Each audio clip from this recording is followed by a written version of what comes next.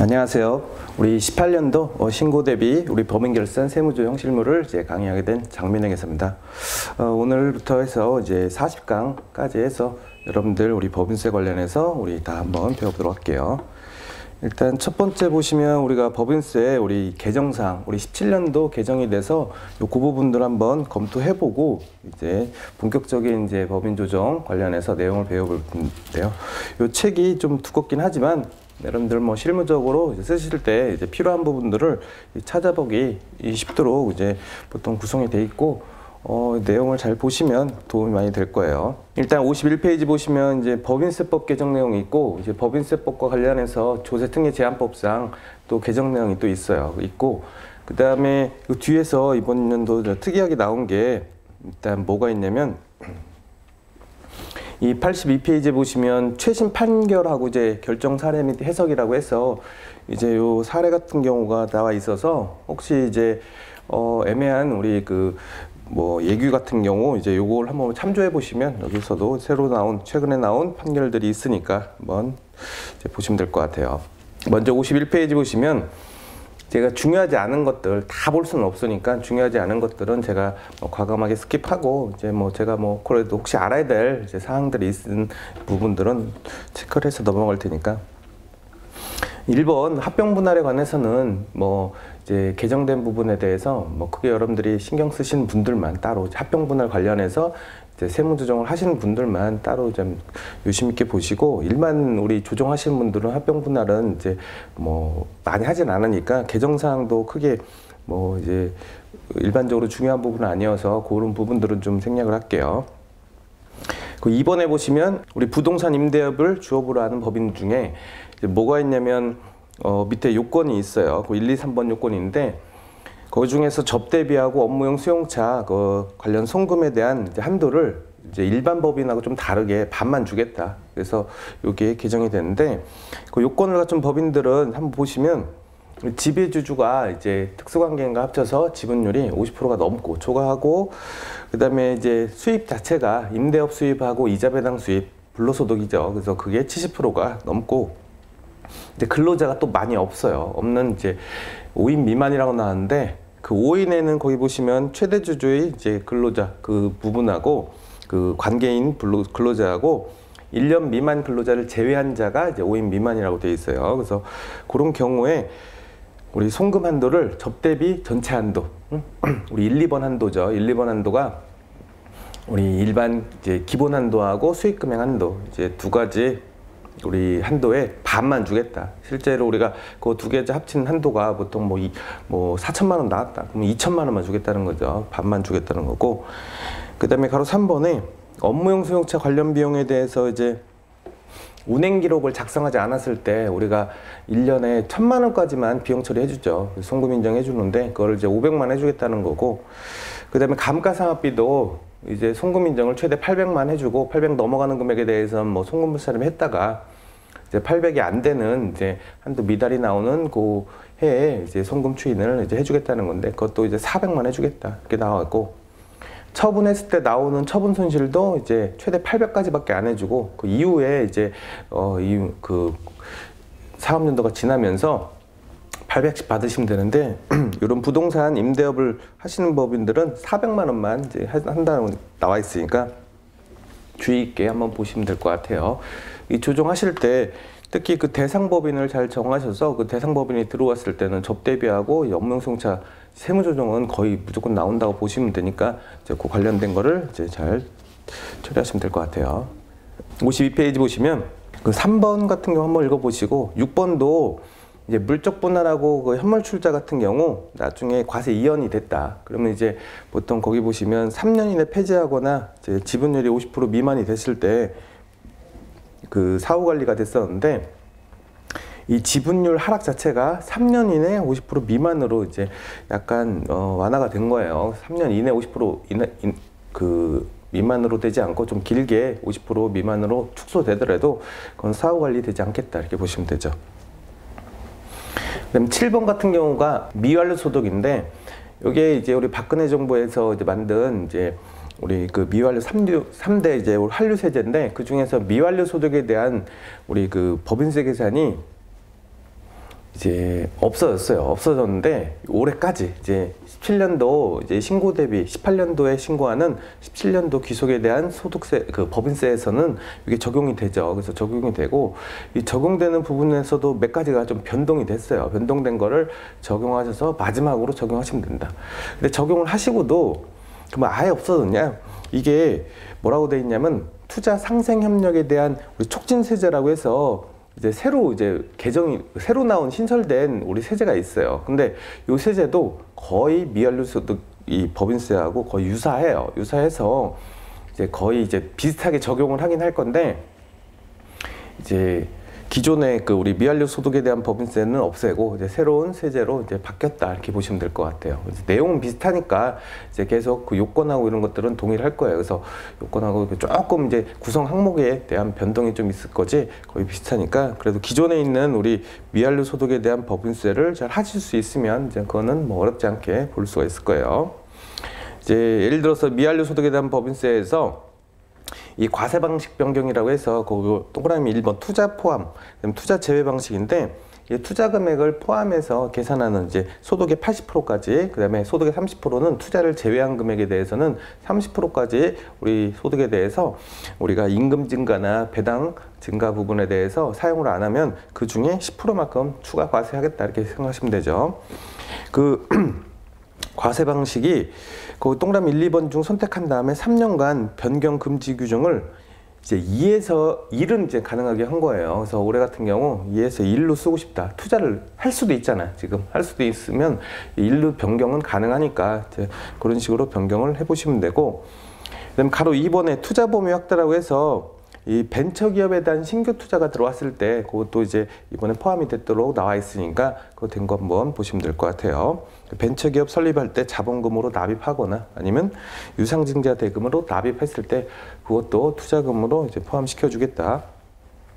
가로 3번에 임금 증가액인데 그 중에서 이제 직원에 대한 임금 증가액이 그 1.5배수 돼 있죠. 그래서 원래 임금 증가한 금액에 대해서 원래 투자금 차감인데 그 1.5배수까지 인정을 해주겠다는 거고, 상시 근로자 나머지들은 뭐 그대로 동일하게 적용을 이제 한다고 돼 있어요.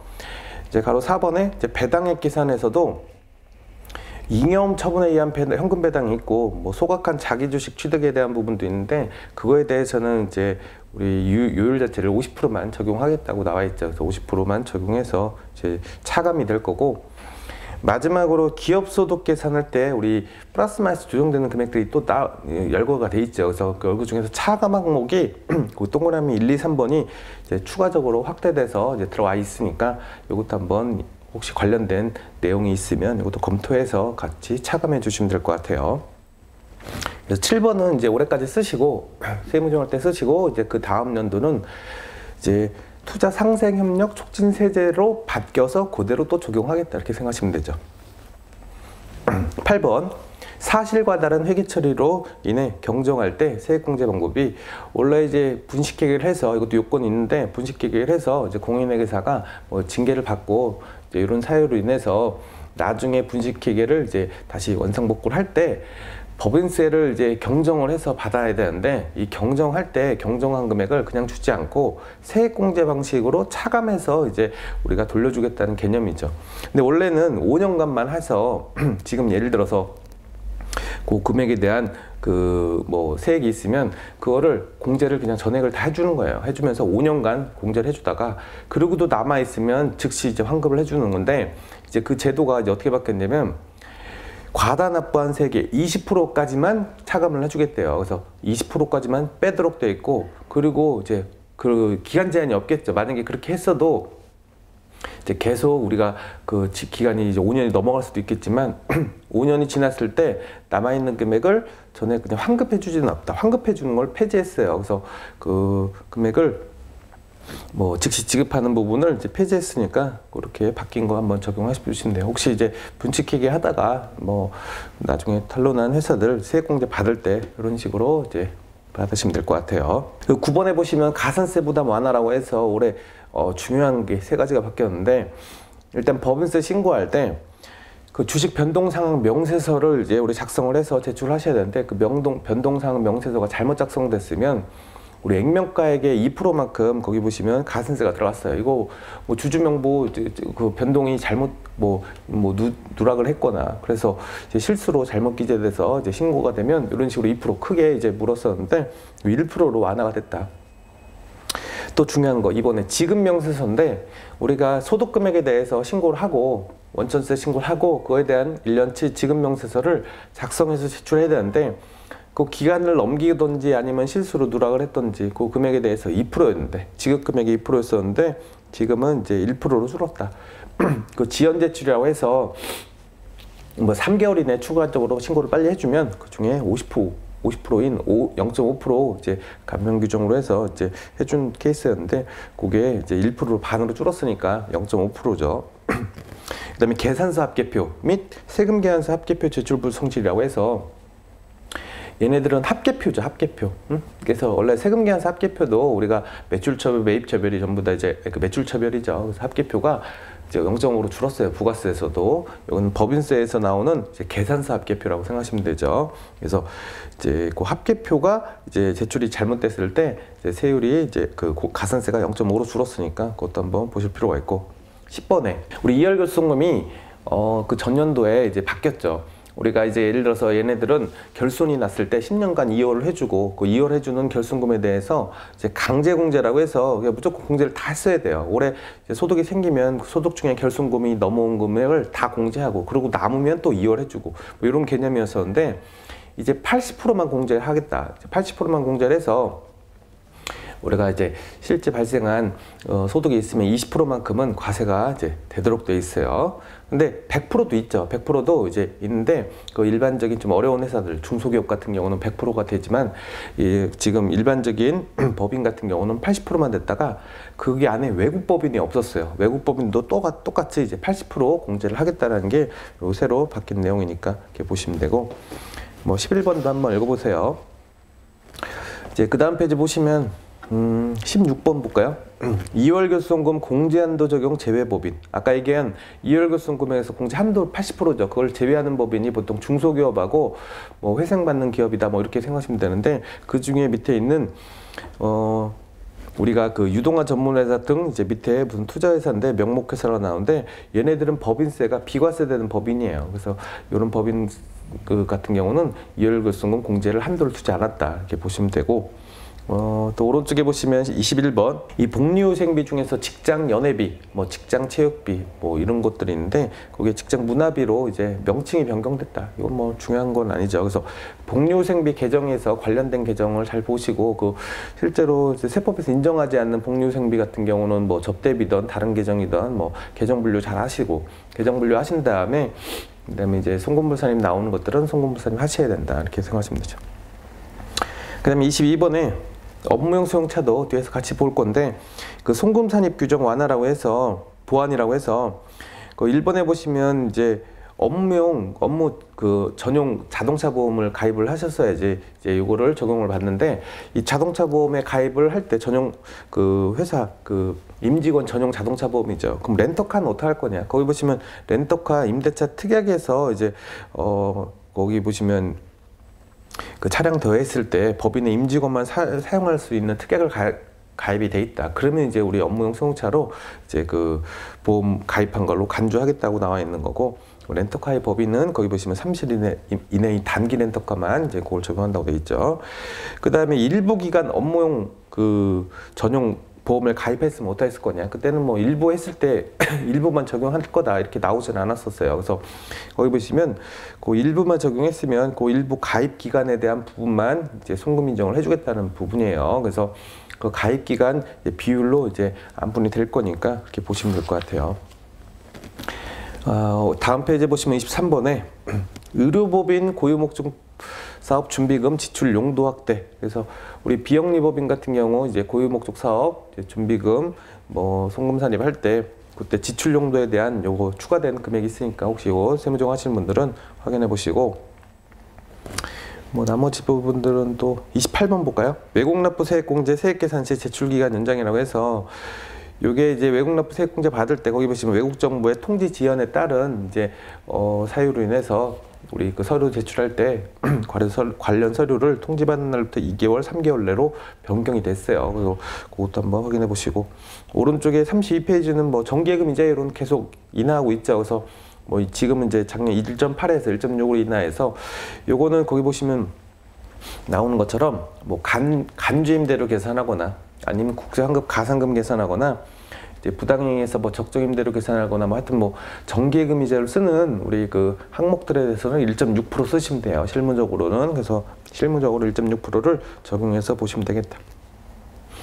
여기까지가 우리가 법인세법상 우리가 개정 사항이니까 뭐 크게 많이 바뀐 건 없죠. 법인세법은 크게 바뀐 건 없으니까 작년하고 거의 비슷하게 하시면 돼요. 이 조세특례제한법상 개정 내용은 이제 요거는 특별하게 이제 우리가 세액 공제가 들어가고 감면이 들어가는 부분들이 많이 있으니까 뭐 다 볼 필요는 없겠지만, 기본적으로 중요한 부분들은 적용할 때 이제 우리 변경된 내용을 가지고 적용을 꼭 하시도록 이제 한번 주의 있게 볼 필요가 있어요.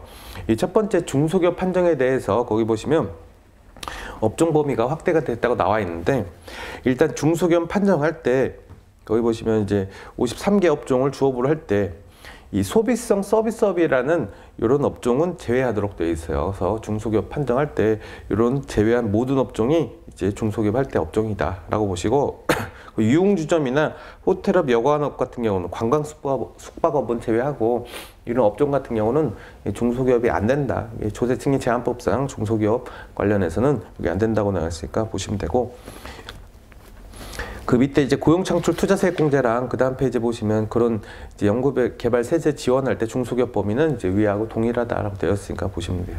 58페이지.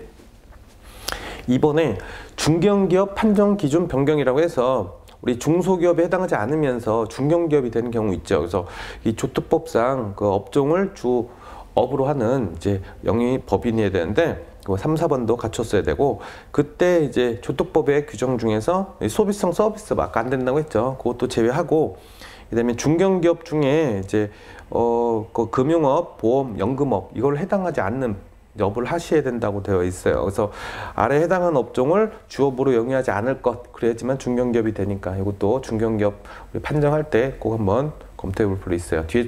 뒤쪽에서 우리 중소기업이나 소기업, 중견기업 판정할 때 한번 다시 보도록 할게요. 3번 같은 청년 창업 중소기업에 대한 세액 감면율 확대라고 해서, 이 청년이 이제 29세의 청년이 이제 창업을 했다. 그러면 이제 감면을 이제 법인세 감면을 받죠. 그래서 18년도 이전에 창업을 하신 이제 우리 청년 창업자들은 감면을 받을 수 있으니까 이렇게 보시면 되고, 이제 5번 같은 경우도 많이 일어나죠. 중소기업 특별세액 감면이라고 해서 이제 중소기업이 우리 세액 감면을 업종별로 받을 수 있는데 그 업종에 임업을 추가했다 이렇게 보시면 되고, 전기자동차 대여 중소기업에 대한 세액 감면이 새로 신설됐으니까 그것도 한번 검토해 볼 필요가 있어요. 그래서 그렇게 한번 보시고, 60페이지에 7번 보시면 연구인력 개발비 세액공제, 이게 많이 일어나죠. 그래서 세액공제를 많이 받고 있을 텐데, 이때는 일반 기업하고 중소기업이 이제 공제율이 좀 다르고, 이제 그 율 중에서도 단기 발생분을 할 건지 증가분을 할 건지 그거에 대한 또 적용을 또 하셔야 돼. 그래서 그 중에서 중소기업은 그대로지만 이 대기업에 대한 세액 공제율이 조금 낮아졌다고 생각하시면 돼요. 기본이 2%였다 1%로 가고, 그다음에 추가적으로 2%가 2%로 늘었는데, 이제 매출액이 높으면 당연히 이제 작년하고 동일하게 3%를 받을 수 있겠지만, 그게 아닌 경우는 이제 추가가 2%로 늘었기 때문에 기본이 1%밖에 안 된다 이렇게 보시면 돼요. 증가분도 우리가 40%만큼 이제 공제를 증가된 금액에 대해서 해줬는데 지금 30%로 줄었으니까 그거 보시면 되고, 그 밑에 신성장 동력이나 원천기술 세액공제 같은 경우, 공제율 같은 경우는 중소기업은 같아요. 근데 이제 대기업 같은 경우도 이제 그 최대 거기 보시면 좀 다르게 되어 있으니까 한번 확인해 보시면 되겠다.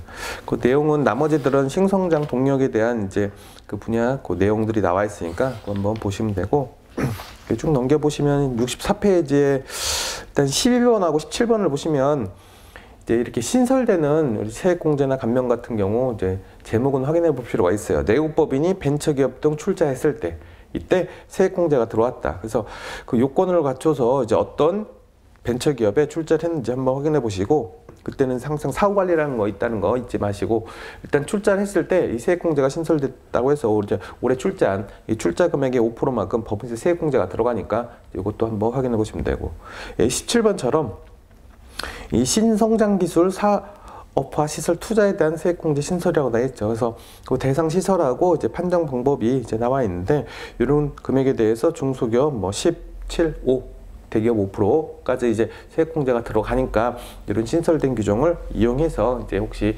검토해줄 회사가 있으면 검토를 올해부터 이제 추가적으로 해주시면 되겠다. 그다음 66페이지 보시면 이제 18번에 영상 콘텐츠 제작 비용에 대한 세액공제 신설이라고 해서 이제 콘텐츠 제작을 하는 이제 요 담당 회사들이 이제 밑에 공제 대상이라고 해서 영화, 드라마 뭐 등이라고 해서 나와 있죠. 그래서 이런 걸 제작했을 때 나오는 금액을 일정 비율 3% 거의 7%, 10% 이렇게 나와 있는데 그 제작 비용에 대해서 공제를 이제 받을 수가 있으니까 이것도 한번 볼 필요가 있고 그 19번도 한번 보세요. 중소기업, 중견기업 고용창출 투자세액공제 추가 공제율 인상이나 중소기업 추가 공제 한도라고 해서 이제 한도가 확대됐다고 되어 있어. 거기 보시면 금액 자체가 늘어났죠. 늘어났고 이제 공제율 향상도 된 것 나와 있으니까 보시면 돼요. 그 다음에 68페이지 20번. 중소기업 가속상가 특례 적용 연장. 이것도 이 중소기업 그 기업이 설비 투자 자산에 대해서 투자를 했을 때 이 감가상각 내용요소를 거기 보시면 50%를 플러스 마이너스 50%를 가강한 범위 내에서 우리가 내용요소를 적용할 수 있도록 되어 있어요. 그래서 송금 산입을 좀 폭을 넓혀주는데 그게 기간이 연장됐으니까 보시고 우리 최근에 이제 우리 경력 21번처럼 경력 단절 여성에 대해서 고용을 해주면 이제 세액 공제든지 아니면 그 여성들이 재취업을 했을 때 이제 소득세 감면 규정들이 새로 들어왔어요. 그래서 들어오고 있으니까 그런 부분들도 한번 확인해 보시고 뭐 23번 청년 고용 중대기업 오른쪽에 뭐 정규직 근로자를 이제 우리가 그 비정규직에서 정규직으로 이제 전환해 줬을 때 이제 세액 공제해 주는 거. 그다음에 26번처럼 중소기업 고용 증가 인원이 있을 때 고용을 증가시켰을 때는 사회보험료에 대한 부분을 이제 세액 공제해 주겠다 이렇게 나와 있으니까 그런 부분들도 있다. 이런 거 뭐 보시면 되고. 그다음에 28번도 한번 볼까요? 중소기업 공장 지방 이정할 때 세액 감면 중단 사유가 새로 이제 신설이 됐다 해서 그 중단 사유는 뭐 우리 중소기업 유예 적용 배제 사유랑 뭐 같죠. 그래서 뭐 그런 것처럼 밑에 있는 중단 사유가 나왔을 때는 이제 세액 감면을 중단하겠다 이렇게 보시면 돼요. 오른쪽에 뭐 33번도 한번 보시고 근로자 복지 증진 시설 투자를 했을 때 세액 공제도 새로 이제 좀 확대가 됐으니까 확대된 금액만큼 또 추가적으로 해주시면 되고 나머지 그 뒤에 보시면 뭐 특정한 특이한 케이스가 아니면 뭐 한번 읽어보시면 되고 52번 넘겨고 75페이지 볼까요? 이것도 중요하죠. 중소기업 접대비 한도가 원래는 이제 1,200이었다가 이제 일반 한도는 1,200이죠. 1,800이었죠. 근데 1,800이었다가 얼마로? 2,400으로 중소기업 같은 경우는 확대를 해줬죠. 그 기간이 원래 끝났었는데 연장이 1년 또 된 거죠. 그래서 올해도 마찬가지로 중소기업의 기본 한도는 2,400이다 보시면 돼요. 그래서 만약에 올해 신설한 법인 같은 경우는 2,400 곱하기 이제 예를 들어서 12분의 월수만큼만 해주셔야지 그걸 다 해주시면 안 되죠. 그래서 그거 고려하셔서 보시면 되고. 이게 이제 조특법상 우리 이제 개정된 내용들 대부분이니까 이렇게 해서 개정된 사항들 위주로 해서 먼저 보시고 그다음에 적용할 내용 확인하시면 돼요. 그다음에 기타 세법에서 이제 개정한 것들은 여러분들 뭐 크게 중요한 부분은 없는데 그래도 혹시 이제 업무를 하시다가 필요한 부분 개정들만 한번 체크해 보면 일단 상속 증여할 때 신고세액 공제가 10%인 거 아셨죠? 근데 이제 이게 7%로 줄었고 이제 점점 더 줄어 들어가고 있어요 지금. 그래서 18년도 개정에도 또 다 줄었으니까 올해 같은 거 적용할 때는 17년도 상속 증여했을 때는 10% 7% 적용을 하셨어야 되고 그다음에 이제 18년도도 또 적용이 돼서 이제 더 줄어들 거니까 이제 요거는 신고세액 공제 그 해에 맞춰서 여러분들 공제를 해주셔야 돼요. 오른쪽에 상속증여세법에서 비상장 주식 평가할 때 거기 보시면 이제 하한 금액이 신설이 됐어요. 그래서 우리 최소 이 정도까지는 이제 금액으로 계산하라고 되어 있어서 오른쪽에 그 순자산 가치의 70%를 하한으로 이제 한다고 되어 있고, 그 이후부터는 80%라고 되어 있으니까, 그 다음에 비상장 주식 평가할 때 순자산 가치로만 평가하는 경우, 이제 그 어떤 경우가 또 추가됐다. 그래서 순자산 가치로만 우리 평가하는 경우도 있죠. 그래서 우리 수익 기준, 손익 기준이 없이, 그래서 그런 것들을 중에 사유가 밑에 추가된 사유가 있으니까 그것도 확인해 보시고, 특히 78페이지 보시면 2번이 좀 중요해요. 소득세법에서 우리가 양도소득세율, 주식 양도소득세율의 대주주 요건 범위를 확대했어요. 그래서 뭐 상장이냐, 우리가 코스닥이냐, 코넥스냐, 뭐 이런 개념인데, 그런 이제 대주주의 범위가 점점 단계적으로 이제 확대가 돼서 이제 퍼센트지는 이제 1%라고 이제 뭐 1%, 2%가 지금 돼 있지만 뭐 금액이 점점 줄어들고 있어요. 그래서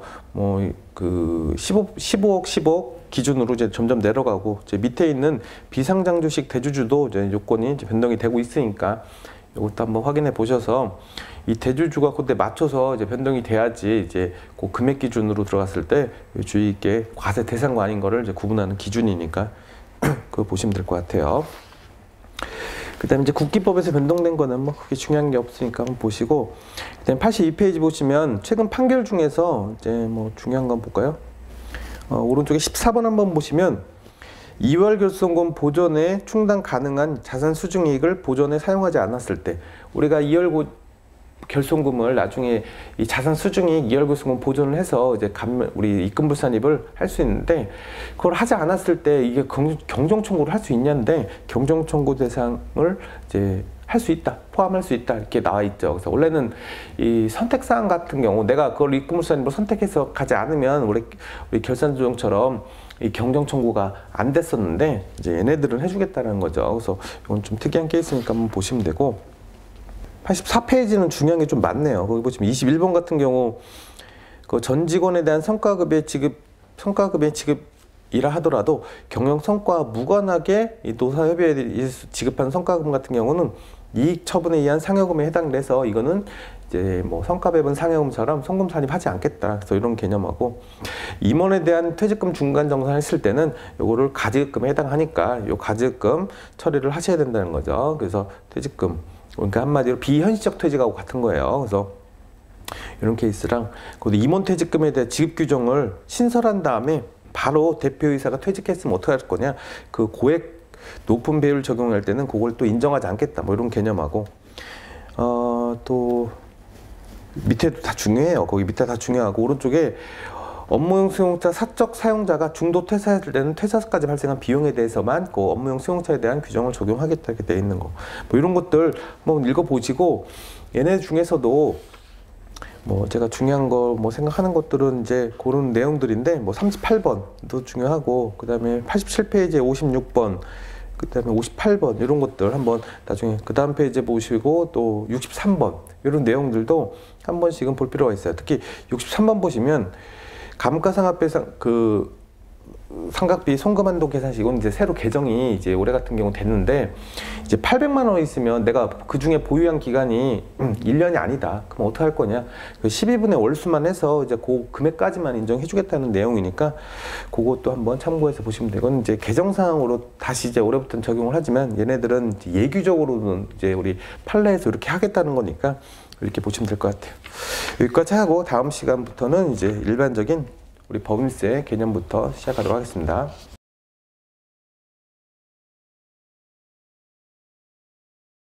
네, 이번 시간에는 뭐 결산 확정 관련해서 이제 법인세 신고 납부까지 이제 보도록 할게요. 이제 이것도 내용도 여러분들 뭐 간단하게 뭐 제출해야 될 뭐 서류나 아니면 이제 신고될 내용들 이제 이런 것들만 검토해 보시면 어렵진 않을 거예요. 이제 91페이지부터 이제 결산 확정이라고 나왔죠. 이제 우리가 재무제표를 작성을 해서 이제 결산을 다 하고 나서 확정이 돼서 승인까지 받으시면, 그 승인받은 재무제표를 가지고 이제 법인 신고를 할 거다, 이렇게 보시면 되고, 그 결산 확정을 이제 우리 IFRS에서 이제 확정하는 방식과 그 다음 페이지 보시면 일반 기업 회계 기준에서 이제 재무제표 작성을 하시고, 중소기업 회계 처리 기준을 적용하는 회사들은 그 적용을 받을 수 있어서 그 적용을 받고 이제 그걸 가지고 회계 처리를 하시면 되죠. 그 다음에 외부감사 대상 법인의 결산 확정 자체는 외감법하고 상법에서 규정을 이렇게 해놨으니까 그 내용 중에서 뭐 제출이 돼서 뭐 재무제표 작성을 한 다음에 이사회 승인을 받고 그 다음에 외부감사인의 감사를 받은 다음에 그거를 나중에 주총에서 승인을 받으시면 돼요. 그래서 그 승인받은 재무제표를 가지고 법인 조정을 하시겠다라고 나오시면 되고, 95페이지에 보시면 외감 대상이 아닌 법인의 결산 같은 경우는 외감법은 없으니까 이제 상법의 규정을 받아서 이제 거기 나온 것처럼 똑같이 이제 외부 감사가 아닌 내부 감사인의 이제 감사를 받은 다음에 주총 승인을 받으시면 되죠. 그래서 이런 식으로 보통 법인의 결산이 완료돼서 승인을 받은 재무제표를 가지고 우리가 다음 페이지 96페이지 보시면 이제 세무 조정을 하겠다. 일단 결산을 확정한 다음에 그 중에서 필요한 우리 재무상태표, 그 다음에 손익계산서, 자본변동표, 뭐 이익영업 처분계산서 같은 경우도 이제 작성이 돼야 돼요. 현금흐름표 주속 같은 경우인데, 현금흐름표 주속 같은 경우는 우리가 외감 대상만 작성을 해서 이제 제출하도록 되어 있으니까 그거 이제 보시고, 그 다음에 재무제표 우리 과세표준을 신고하는 거는 뭐 자기 조정 방식하고 신고 방식하고 외부 조정 방식이 있는데, 외부 조정 신고라고 해서 이제 일정 요건을 이제 갖춘 법인들은 꼭 외부 감사인한테, 아니 그 조정인한테 이제 받으시라고 돼 있죠. 그래서 항상 사업연도 종료일이 속한 달의 말일부터 3개월 이내 우리가 신고를 하시면 되겠다. 그 다음에 첨부 제출로 해서 재무상태표, 손익계산서, 특이하게 이익영업 처분계산서가 첨부 우리 그 서류로 나와 있어요. 그 다음에 현금흐름표 같은 경우는 외감 대상만 이제 가능한 거고, 자본변동표 같은 경우는 뭐 대상은 아니죠. 근데 이제 뭐 하다 보면 작성을 또 하게 돼 있어요. 그 우리 뭐 자본과 적립금 조정연수 가표에 이제 자본과 관련된 사항들 조정된 거는 거기다 이제 작성을 할 거니까 이렇게 보시고, 작성을 하신 다음에 이제 나중에 누락이나 오류사항이 발생했을 때는 이제 수정신고나 이제 경정청구를 통해서 그 오류사항을 수정하시면 돼요. 뭐 수정신고, 경정청구는 뭐 많이 해보셨을 테니까 이렇게 보시고, 금액을 늘리는 증액신고를 수정신고, 감액신고를 경정청구. 경정청구는 기한이 이제 5년으로 이제 늘어난 거죠. 그래서 신고를 못했다. 그럼 기한 후 신고라고 해서 이제 하시면 되고, 이런 수정신고하고 기한 후 신고 같은 경우는 이 가산세 감면 규정이라는 게 있어서 이제 빨리 또 신고해 주시면 그 신고 불성실에 관한 세액을, 가산세를 이제 50% 감면, 뭐 일정 금액을 감면을 받을 수 있으니까 이렇게 보시면 돼요. 이제 97페이지 보시면 관할세무서라고 해서 납세지, 납세지도 이제 거기 보시면 어디다가 신고 납부를 할 건지 나와 있는 거죠. 그래서 이제 우리가 법인세 종류가 이제 뒤에서도 보겠지만 각 사업연도 소득의 법인세, 우리가 세무조정에서 계산하는 법인세죠. 토지 등 양도소득이라고 해서 이것도 특정한 소득에 대한 이제 우리 그 어떤 소득이에요? 우리 부동산 처분소득이죠. 처분소득에 대해서 일정한 요건을 이제 갖춘 처분소득에 대해서, 한마디로 투기하는 이제 토지 부동산에 대해서 그 법인세를 이중과세하겠다는 의미로 나오는 소득 법인세고, 뭐 청산소득이나 미완료 소득에 대한 법인세가 나왔을 때 그거를 영리내후법인 같은 경우는 그 등기부상 소재지라고 나와 있고, 그 다음에 비영리내후법인이다. 그거는 이제 주사무소 소재지라고 해서 나와 있고, 피합병법인이라고 해서 피합병법인의 납세지인데 이제 합병법인의 납세지를 예외적으로 이제 우리 변경 신고를 하면 가능은 하다 이렇게 나와 있죠. 그래서 원래 이제 본점, 주사무소, 사업의 실질적 관리장소 소재지가 이제 우리의 법인세 납세지다 이렇게 생각하시면 돼요. 법인세 이제 과표에 대한 신고 기한은 이제 아까 말한 종료일로부터 3개월이고, 혹시 소득이 없거나 결손이 났다 어떻게 한다? 신고를 하셔야죠, 당연히. 그래서 하셔야 되고, 그다음에 우리 사업을 폐업했을 때, 여러분 폐업이라는 거는 법인 같은 경우는 폐업에서 끝나는 게 아니죠. 폐업한 다음에 이 청산 절차를 거쳐서 청산소득 계산까지 하시고 완전히 문을 닫으셔야 되는데, 이 폐업했을 경우에도 우리가 청산 절차가 이행되지 않았을 때는 계속 결손한 다음에 법인세 신고를 하도록 되어 있어요. 그래서 이제 완전히 자녀재산가액이 확정이 돼서 완전히 폐업이 돼서 감사가 그 청산이 종결되지 경우까지는 이제 계속 신고는 들어가셔야 된다. 이 98페이지 외부감사 종결이 안 됐다. 법인세 신고를 하려고 했더니 이제 외부감사 종결이 안 돼서 주총 승인 난 이제 재무제표가 없을 수도 있죠. 그래서 그런 경우에는 신고기한 종료 3일 전까지 우리가 그 연장 신청을 하시는데요. 연장 신청을 하시면 1개월 범위 내에서 우리 법인세 신고를 연장해 주겠다 이렇게 나와 있으니까. 근데 주의할 거는 그 연장이 되더라도 뭐 하셔야 되면 가산세는 거기 밑에 나오는 이자 상당액은 같이 납부가 돼야 된다. 그래서 우리가 한 달 동안 세금을 법인세 이제 납부를 했어야 될 이제 법인세를 납부하지 않았으니까 그거에 대한 1.6% 관련된 이제 이자는 이제 계산해서 이제 납부를 하셔야 된다고 되어 있죠.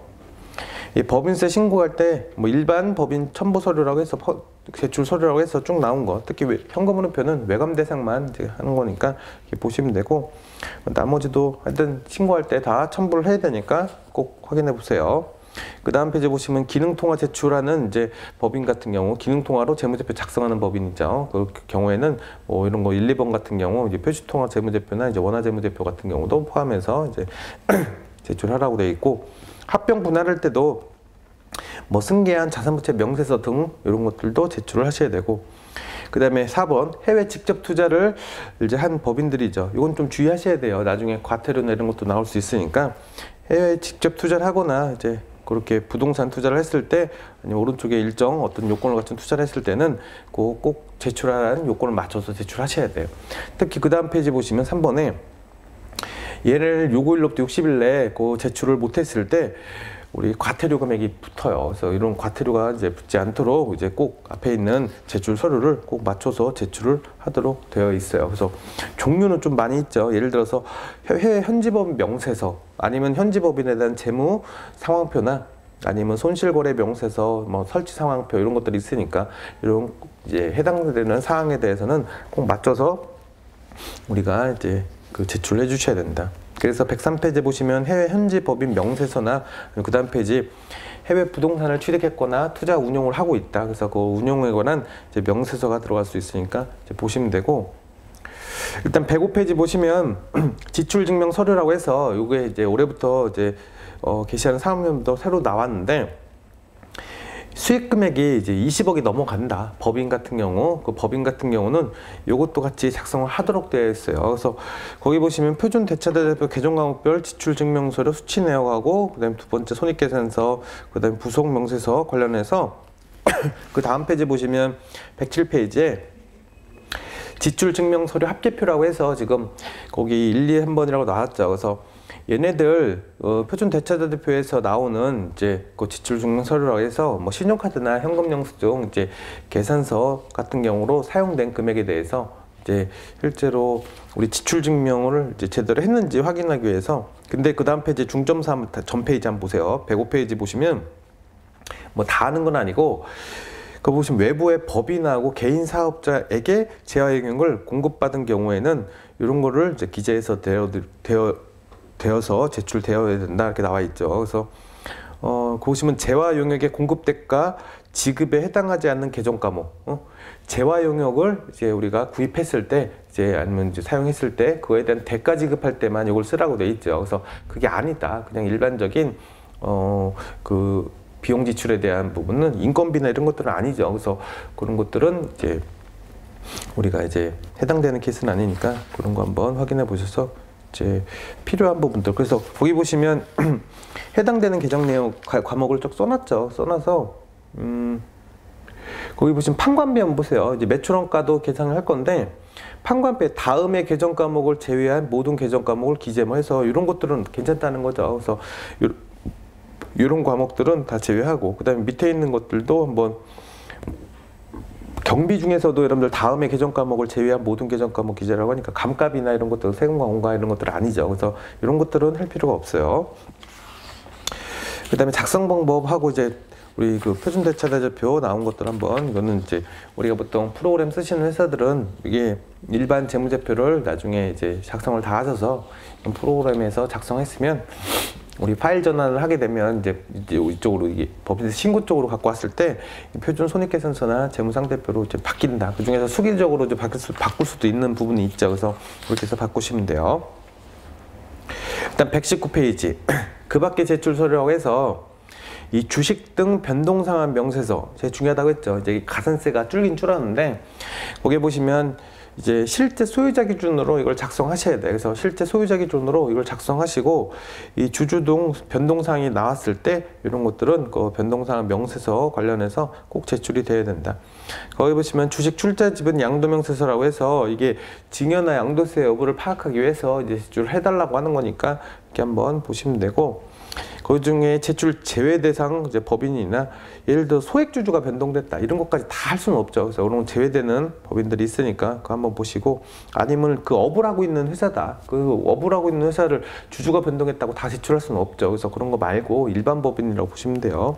그다음에 제출 의무 면제도 있으니까 그것도 확인해 보시면 되고, 이제 120페이지에 보시면 뭐 어떤 주주가 소액주주냐, 그 저자주에 한번 나와 있으니까 100억이 안 되고 3억 원이 안 되는 이제 시가합계액이 100억 미만인 주주하고, 뭐 코스닥에서는 뭐 일정 요건을 갖춘 법인들은 그 주주들이죠. 그래서 우리 소액주주로 이제 판정을 할 거니까 그 주주들은 안 하셔도 되고, 그다음에 소득세법상 양도소득세 대주주 이 새로 개정이 됐다고 했죠. 그래서 그게 그 연도별로 단계적으로 개정됐기 때문에 그 해당 연도에 맞춰서 여러분들 양도했을 때 대주주 요건을 판정을 따로 하셔야 돼요. 특히 주의하실 게 그 18년도 4월 1일 이후에 15억이라고 했으니까 그 전에는 25억이에요, 당연히. 그래서 4월 1일 이전에는 다 25억이 대주주 기준이고, 그 이후에 양도한 부분에 대해서 15억, 그러니까 뭐 예를 들어서 4월 2일자 그 당시에 15억 이상이 이제 가지고 있는 주식에 대해서 양도를 그 다음에 한다. 그러면 그분은 대주주가 되는 거죠. 그래서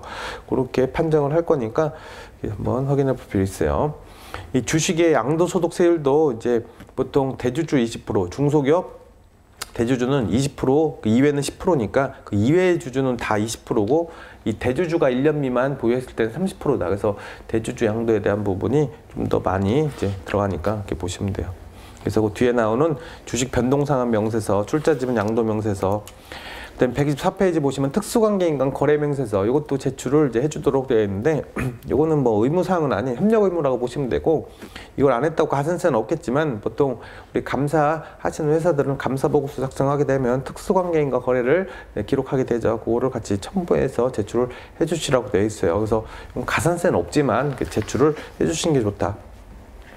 이 126페이지 보시면 해외 금융계좌 신고서, 금융계좌 같은 경우는 거기 보시면 나왔지만 매월 말 기준으로 10억 원을 매월 말 당시에 10억 원을 초과하는 해외 금융계좌를 보유하고 있을 때는 그때 6월부터 이제 30일까지 이제 6월달이죠. 6월달에 요거를 계좌를 신고하도록 되어 있고, 신고를 못했을 때 미신고 과태료나 그 부분이 오른쪽에 나와 있죠. 그래서 과태료가 나올 수 있으니까 여러분들 주의 있게 보셔서 신고를 해주셔야 된다. 그래서 그 요건 잘 보세요. 매월 말 기준이에요. 그래서 월말 시점 12월, 뭐 1월 말, 2월 말 이렇게 매월 말 시점으로 10억 원이 넘어간 게 한 번이라도 있다라고 나오면 신고를 해주신다고 되어 있어요. 그래서 그 신고 면제나 이런 것들도 확인해 보시면 돼요. 그 다음에 나오는 관련 서류들 뭐 중요한 거는 없는 것 같고, 국제거래 관련해서는 개별적으로 한번 보세요. 새로 이제 개정이 돼서 뭐 통합 기업 보고서나 그 다음 페이지에 뭐 개별 기업 보고서 이런 거 제출을 이제 하도록 되어 있는데, 하여튼 그런 내용들도 한번 이제 보시면 될 것 같아요. 그래서 국제거래 명세서 관련된 거는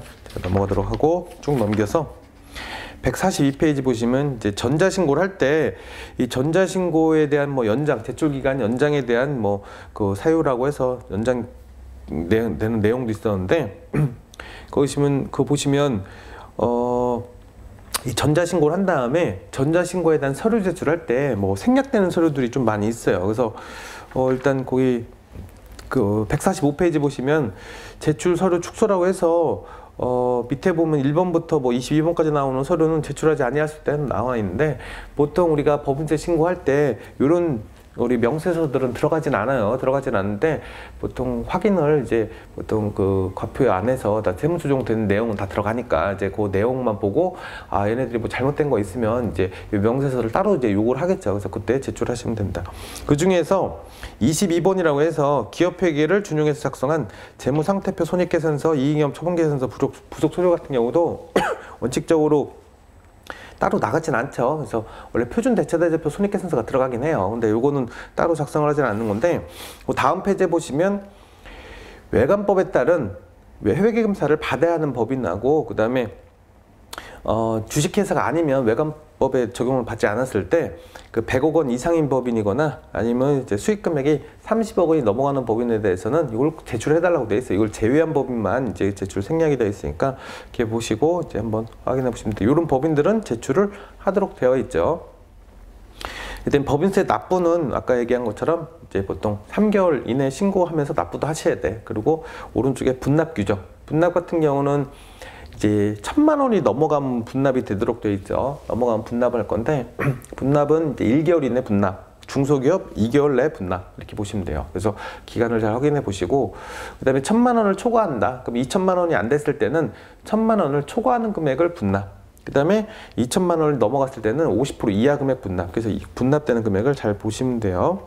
근데 분납이 안 되는 금액이 가산세하고 감면분 추가납부세액이라고 해서 그거는 분납 대상은 아니야. 그래서 그건 빼시고 분납을 정하신 다음에 걔네들을 넣어서 계산을 하셔야 돼요. 그래서 가산세하고 감면분 추가납부세액은 분납에서 제외다. 이렇게 보시면 돼요. 그 다음에 핵심 얘기 보시면 외국법인의 분납 가능 여부라고 해서 이 중소기업 분납 규정은 내국법인만 적용된다고 되어 있죠. 그래서 그 중소기업 관련한 이제 분납 규정에서 이제 2개월 이내 이 분납은 이제 내국법인만 이제 하도록 되어 있으니까 외국법인은 아니다. 그 밑에 있는 사례는 한번 읽어보시면 돼요.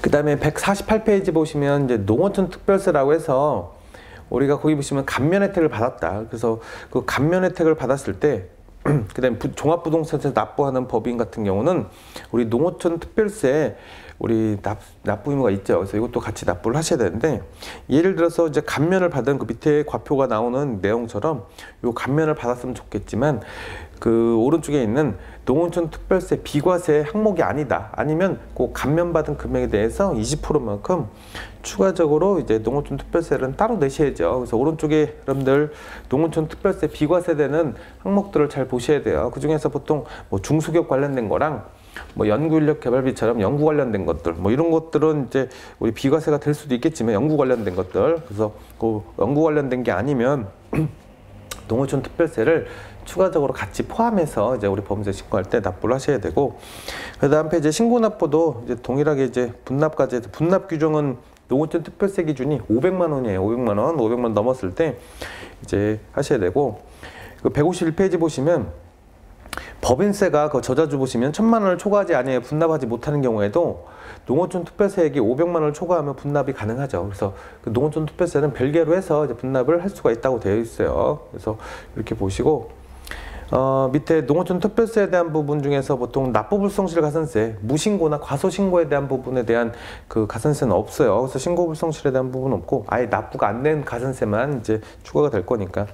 그다음 세무 처리는 어떻게 할 거냐? 이 본세와 동일하게 처분할 거예요. 법인세 관련된 농어촌 특별세는 우리가 송금부산입으로 갈 거고, 그다음에 이제 본세가 송금 인정되는 우리 조세였다. 그거에 대한 농어촌 특별세, 종부세 같은 경우죠. 그거는 송금 인정을 해주는 농특세로 보시면 돼요. 그래서 회계 처리할 때도 맞춰서 이제 회계 처리가 보통 이제 세금과 공과로 처리됐을 때 이제 송금부산입을 할 건지 송금사립을 할 건지 할 때도 그거 확인해 보시면 되겠다. 그 조정에서 세액 신고하는 거 한번 확인해 보시면 되고. 그 154페이지 보시면 154페이지에 지금 법인 지방소득세 신고납부인데 이것도 이제 지방세법에서 이제 법인의 지방소득세 원래 법인의 산출세액의 10%만큼 또 추가해서 납부를 하는 건데 이건 독립세로 이제 거기 전환된다고 되어 있어요. 그래서 아예 처음부터 다시 계산을 하도록 하고 이제 뭐가 달라졌냐면 과거에는 납부세액의 10%만큼 우리가 지방소득세가 나왔지만 지금은 산출세액의 10%만큼 나왔다고 보시면 돼요. 왜냐면 지방소득세에 이제 가산세가 아니죠. 이제 세액의 감면 받고 세액 공제받는 금액을 이제 규정을 두지 않았기 때문에 우리가 법인 지방소득세 같은 경우는 그냥 산출세액의 10%만큼 추가적으로 더 추가해서 낸다고 보시면 되겠다. 그래서 동일한 뭐 계산 절차긴 한데 또 그 계산 절차를 이제 독립세 형식으로 이제 다시 과세를 하도록 되어 있다라고 보시면 돼요. 그래서 여러분들은 혹시 이제 나머지 신고나 이런 것들도 이제 한 달 후에 얘네들은 신고를 4월에 하죠. 그래서 3월에 이제 법인세 신고하고 이제 법인 관련한 또 지방소득세는 한 달 후에 한 번 더 하시면 돼요. 한 번 더 하시면 되고. 이 157페이지에 보시면 납세지만 여러분들 뭐 이건 지방소득세 지방자치단체 납부하는 거기 때문에 사업장이 뭐 원래 관할 본점이나 주사무소에서 하면 되겠지만 이 지방소득세 같은 경우도 이제 그 사업장이 둘 이상 지방자치단체 있을 때는 그 소재지로 안분해서 이제 우리가 지방소득세를 납부하도록 되어 있고, 사업장이 이전됐을 때 지방소득세는 어디다 낼 거냐? 원래는 이전됐으면 이제 본점 소재지에다가 법인세 신고하는데 얘네들은 다르게 거기 해당 사업년도 종료일 현재 그 사업장 소재지에다가 또 하도록 되어 있어요. 그래서 그거 이제 확인해서 보시면 돼요. 그래서 지방소득세는 종료일 시점의 사업장 관련해서 이제 관할 지방자치단체에다가 이제 납부하도록 되어 있다. 그 158페이지 보시면 지방소득세 안분을 하는 방식이 나와 있는데, 이것도 일반적인 거기 지방소득세 표준산출세액에서 지방자치단체 안에 종업원 관련해서 이제 그 연면적하고 비율을 다 맞춰서 안분을 하도록 되어 있죠. 그래서 안분하는 기준 한번 보신 다음에 이건 개별적으로 한번 이제 하시는 분들 보시면 될 것 같아요. 오른쪽에 2번도 특별시 구역시 안에 둘 이상 구에 사업장이 있는 경우 뭐 특이한 케이스지만 이런 케이스들도 나와 있어서 한번 보시면 돼요. 그래서 확정신고나 이런 것들도 여러분들 한번 보시면 되고, 가산세 규정까지 지방소득세는 따로 이제 규정을 동일하게 적용한다고 보셔서 이제 하시면 된다. 그 다음에 166페이지 보시면 이제 기한 후 신고, 수정 신고, 경정 청구예요. 일단 기한 후 신고라는 건 신고를 내가 이제 누락을 한 거죠. 깜빡하고 못했다, 이제 이렇게 생각하시면 되고, 그랬을 때 이제 거기 보시면 기한 후 신고는 신고를 빨리 해주면 가산세 감면 규정이 있다고 했죠. 그래서 얘는 1개월 내 신고를 빨리 해주셔야 돼. 그래서 50% 받으시려면 하시고, 이제 얘네들은 1개월이 넘어가면 20% 감면 규정이 있으니까 그래도 이제 6개월 이내까지는 신고를 해주셔야 된다. 수정 신고, 우리가 금액을 과소 신고한 게 이제 생각이 났다, 아니면 이제 과소 신고한 게 이제 발견이 됐다, 그러면 이제 추가적인 신고를 빨리 해주시죠. 매출 누락이 일어났거나, 예를 들어서 비용이 과다하게 들어갔거나, 이제 이런 금액 같은 경우는 수정 신고를 할 건데, 그 수정 신고도 이제 쭉 나온 뒤에 보시면 가산세 감면 규정이 있으니까 그것도 내용을 한번 확인해 보시면 될 것 같아요. 그 다음에 뭐 효력이나 이런 것들은 일단 수정 신고 같은 경우는 보통 거기 보시면 신고를 하면 보통 효력이 발생을 해요. 근데 경정 청구나 돌려받는 금액에 대해서는 신고 갖고는 안 돼요. 그래서 정부가 확정도 해줘야 되는데, 그런 내용들은 한번 개인적으로 보시면 되고, 경정 청구도 이제 법인세 신고 기간 경과 후 5년 이내죠. 5년 이내 우리 경정 청구를 신청하시면 돼요. 후발적 사유도 있어요. 그래서 거기 보시면 사유가 발생한 것을 안 날로부터 3개월 이내, 밑에 보시면 무슨 결정이 취소되거나 아니면 이제 거래 같은 경우 그 해제돼서 이제 아니면 계약이 해제되거나 부득이한 사유로 이런 사유가 발생했을 때는 그 지난 사유가 발생한 날로부터 3개월 이내에 경정 청구 가능해서 5년이 넘더라도 이게 가능할 수가 있는 거죠. 그래서 그 후발적 사유로 인한 경정 청구로 인정한 사례와 아닌 게 이제 그 집행 기준에 의한 부분으로 나와 있으니까, 혹시 이제 대상을 확인하실 때는 이렇게 그 다음 페이지에는 전문가 의견을 확인해 보시면 될 것 같아요. 그래서 뭐 여러분들 뭐 이렇게 보시면 될 것 같고, 그다음에 176페이지에 보시면 경정 청구라는 건 나중에 2개월 이내에 경정 청구에 대한 내용을 우리 청구한자에게 통지가 나올 거예요. 그래서 통지가 나오면 될 수 있는 거고, 그때 이제 경정 처분에 대해 경정 청구에 대해서 나중에 불복 청구를 따로 제기할 수는 있죠. 그래서 당연히 제기할 수는 있어요. 거기 보시면. 그래서 그렇게 확인해 보시면 되겠다. 지금 우리 결산하고 이제 확정한 다음에 법인세 신고 납부한 이후에 신고를 못했을 때 뭐 추가 신고나 아니면 이제 수정 신고나, 추가 신고는 기한 후 신고죠. 그래서 아니면 경정 청구 같은 경우 이런 내용들은 여러분들이 이제 그 사후적으로 이제 우리 법인세 신고 후에 일어나는 것들인데, 이런 걸 발생하지 않도록 이제 신고하실 때 뭐 철저하게 해주시는 게 좋고, 예를 들어서 176페이지처럼 뒤에서 배울 우리가 세무조정 내용 중에 신고조정사항하고 결산조정사항이라는 게 있어요. 그래서 그 중에 신고조정사항은 이제 꼭 우리가 세무조정을 했더라도 어떻게든 반영을 다 시켜야 되는 사항들이라고 보시면 되는데, 결산조정사항 같은 경우는 이제 결산세 반영을 해야지 송금으로 인정받는 항목들이 있어요. 그래서 그런 사항 중에 결산조정사항에 대한 경정청구는 할 수 없도록 되어 있어요. 경정청구. 결산조정, 감가상각비다. 예를 들어서 감가상각비를 송금 인정받고 싶으면 비용 계상을 해야지만 인정을 받는 거지, 그거를 나중에 경정청구를 통해서 따로 신고를 하겠다, 그렇게는 할 수 없도록 되어 있죠, 지금. 그래서 이 경정청구도 이 항목에 대해서 이게 신고조정 항목에 대한 부분인지 이 결산조정 항목에 대한 부분인지 확인하셔서 결산조정과 관련된 선택사항에 대한 부분에 대해서 경정청구를 하시면 안 되죠. 그래서 그때는 당연히 받아들이지 않을 테니까 그건 제외하고, 일단 신고조정 관련해서 귀속연도가 정해진 사업연도에 대한 우리 경정청구만 가능하다, 이렇게 보시면 될 것 같아요. 그래서 보시면 되고, 뭐 거기 보시면 과세표준 수정신고서에서 그 다음에 경정청구서가 있는데, 얘네들 중에 거기 수정신고 사유, 경정청구 사유, 요거를 작성하도록 항상 돼 있어요. 그래서 그 신고 전 처음에 신고했을 때랑 그 이후 신고했을 때 금액의 차이가 발생했는데 이게 왜 발생했는지 그 사유를 적도록 되어 있으니까 이걸 적으셔야지만 나중에 특히 경정 청구 같은 경우는 결정을 해야 되기 때문에 관할 세무서에서 이걸 보고 이 내용이 안 들어가면 입력이 안 되면 그 신고가 안 될 거예요. 그래서 신고가 안 될 거고 이게 뭐 사유가 약간 애매하다 그러면 이제 전화로 이제 유선으로 이제 물어볼 테니까 그걸 잘 작성을 해주시면 될 것 같아요. 여기까지 하고 잠시 쉬었다가 그 2장부터 수업 들어가도록 할게요.